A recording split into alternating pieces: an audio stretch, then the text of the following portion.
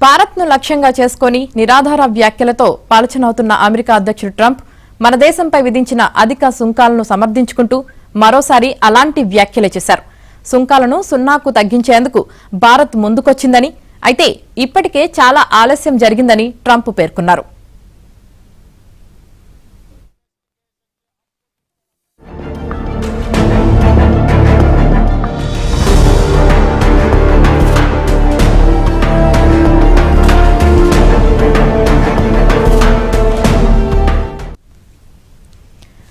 Russia అధ్యక్షుడు Putin, China అధ్యక్షుడు జిన్పింగ్లతో ప్రధాని మోదీ సమావేశమైన కొన్ని గంటల్లోనే సోషల్ మీడియా వేదికగా ట్రంప్ ఓ పోస్ట్ పెట్టారు. భారత్తో అమెరికా చాలా తక్కువగా వ్యాపార సంబంధాలు కలిగి ఉందని కొందరు అనుకుంటారని, అయితే అమెరికాలో భారత్ భారీ స్థాయిలో వ్యాపారం చేస్తుందని ట్రంప్ చెప్పారు. వాణిజ్యపరంగా భారత్కు అమెరికా అతిపెద్ద కొనుగోలుదారు అని పేర్కొన్నారు.